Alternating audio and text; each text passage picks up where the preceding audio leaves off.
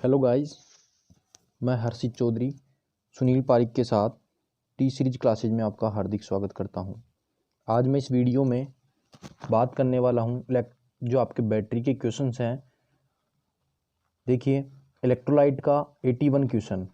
देखिए 81 क्वेश्चन क्या है, कह रहा है कि इलेक्ट्रोलाइट का खालिस्तान बैटरी के आवेशन की स्थिति, मतलब जो चार्जिंग की स्थिति होती है उसकी पहचान इलेक्ट्रोलाइट के माध्यम से करनी है, तो किस प्रकार से की जा सकती है।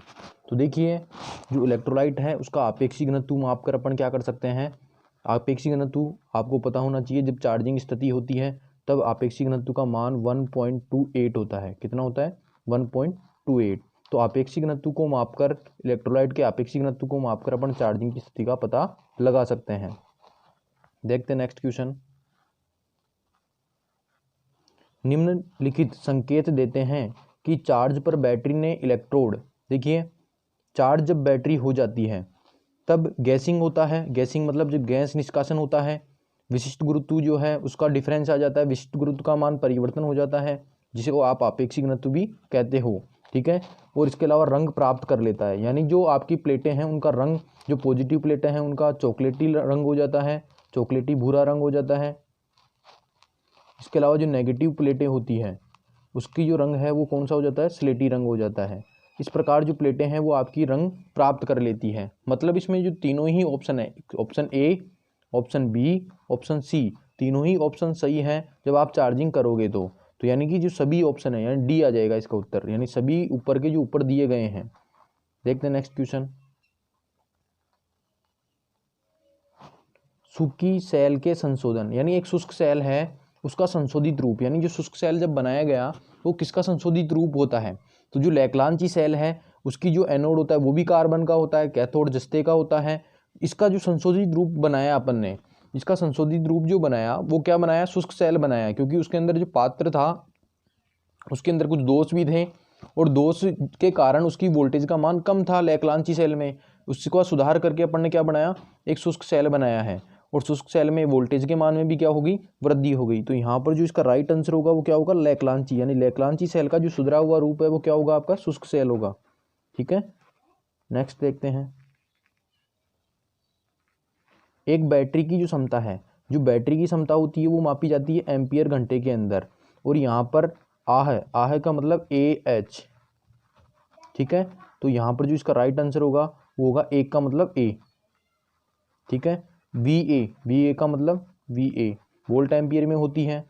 ठीक है, या फिर KW के अंदर होती है, किलोवाट के अंदर होती है। तो इसका राइट आंसर क्या होगा? एम्पियर हावर, यानी एम्पियर हावर के हिसाब से मतलब ए ऑप्शन इसका। ठीक है, नेक्स्ट क्वेश्चन देखते हैं। देखिए, एक क्षारीय सेल है उसमें इलेक्ट्रोलाइट है, वो इलेक्ट्रोलाइट लिया जाता है KOH, यानी पोटेशियम हाइड्रोक्साइड का, या फिर अन्य कोई क्षारीय क्या हो सकता है? इलेक्ट्रोलाइट हो सकता है। ये जो सोडियम हाइड्रोक्साइड है ये भी क्या है? एक क्षारीय है, लेकिन यहाँ पर को का मतलब यहाँ पर क्या है? ये पोटेशियम हाइड्रोक्साइड। तो इसका जो राइट आंसर कौन सा होगा? D option.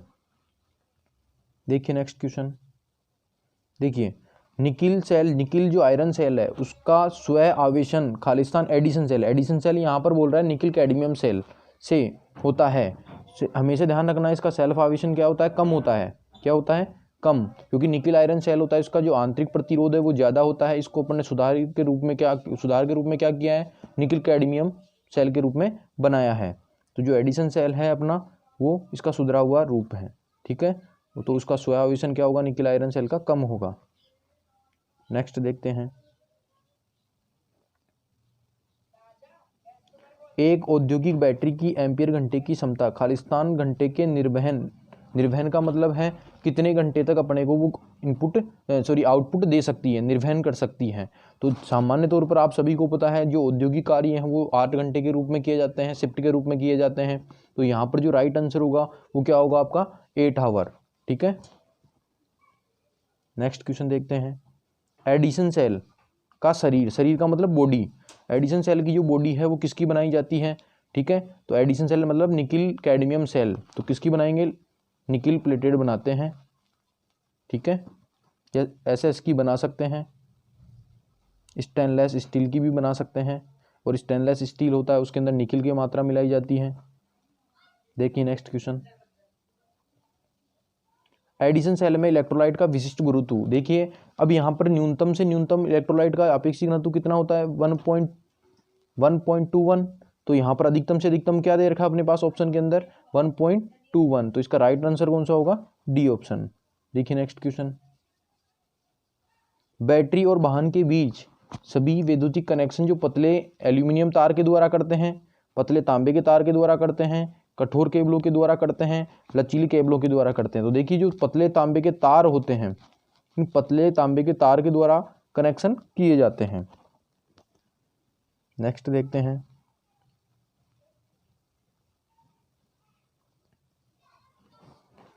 छह कोशिकाओं यानी 6 सेल की एक बैटरी पूरी तरह से चार्ज की गई है और बोल्ट की एक बूंद को पूरी तरह से छुट्टी दे दी गई है। इसका मतलब क्या है, इसने क्या कर दिया है, पूर्णतः खुला छोड़ दिया है, यानी इस पर कोई लोड नहीं जोड़ा है। लोड नहीं जोड़ेंगे तो यहाँ पर अपने को वोल्टेज पूरी मिलेगी, ठीक है। अब ये कितने भी सेल से इसने निर्मित किया है, लेकिन यहाँ पर आपको प्रति सेल वोल्टेज बतानी है। प्रति सेल की जो वोल्टेज है की गई स्थिति के अंदर, प्रति सेल की वोल्टेज के हिसाब से यहाँ पर क्या होगा 2.4 या 2.2 हो जाता, तो ऑप्शन के अंदर अगर 2.2 नहीं है तो 2.4 हो जाएगा।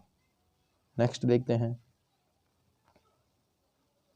बैटरी की निष्क्रिय अवधि के दौरान, जब बैटरी निष्क्रिय हो जाती है, डिस्चार्ज हो जाती है, तो मजबूत इलेक्ट्रोलाइट कोशिका यानी मजबूत जो इलेक्ट्रोलाइट है, कठोर इलेक्ट्रोलाइट है, वो सेल की सक्रिय सामग्री को किसके रूप में बना देती है, तो बनाती है PbSO4। तो इसका राइट आंसर कौन सा होगा, बी ऑप्शन। तो यहाँ पर आएगा ओ। ओके, देखिए नेक्स्ट, सल्फेट की गई बैटरी का 4 किलोग्राम खालिस्तान ताप उत्पन्न करता है। अब देखिए ये यहाँ पर कहना चाह रहा है, अगर सल्फेट की गई बैटरी है तो वो क्या करेगा, ज़्यादा ताप उत्पन्न करता है या नहीं करता, ठीक है, नहीं ताप उत्पन्न करता या बहुत कम करता है, कम करता है, अधिक करता है। तो आप सबको पता है जब सल्फेट जमा हो जाता है तो बैटरी को चार्ज करने में बहुत ही कठिनाई होती है, ठीक है, और वो क्या करेगी, ज़्यादा ऊष्मा पैदा करेगी, ठीक है। तो उसके लिए अपने को क्या करना पड़ता है, ट्रिकल चार्जिंग करनी पड़ती है, लेकिन ट्रिकल चार्जिंग नहीं करे तो वहाँ पर क्या होगा, ज़्यादा ताप उत्पन्न होगा। तो इसका राइट आंसर कौन सा होगा, डी ऑप्शन। नेक्स्ट देखते हैं, चार्जिंग के दौरान विकसित हाइड्रोजन विस्फोटक मिश्रण का उत्पादन करता है। अब देखिए जब चार्जिंग करते हैं तो हाइड्रोजन गैस मुक्त होती है एनोड के ऊपर, तो उस हाइड्रोजन जो गैस होती है वो कितने प्रतिशत तक होती है, तो यहाँ पर राइट आंसर इसका है 8%। देखिए ये फिक्स आंकड़े होते हैं, इनको आप ऐसे के ऐसे याद करना पड़ेगा आपको, ठीक है। नेक्स्ट देखते हैं, 20 डिग्री सेल्सियस पर वेस्टर्न मानक सेल यानी जो स्टैंडर्ड सेल होता है आपका, उसकी जो वोल्टेज होती है, जब बुनसन सेल, वेस्टर्न मानक सेल किसे कहते हैं, बुनसन सेल, ठीक है। अब जो इसका जो वोल्टेज होता है वो कितना होता है 1.0187। तो इसका राइट आंसर कौन सा होगा, सी ऑप्शन। स्टैंडर्ड जो सेल है, स्टैंडर्ड सेल का जो वोल्टेज है 1.0187 होता है।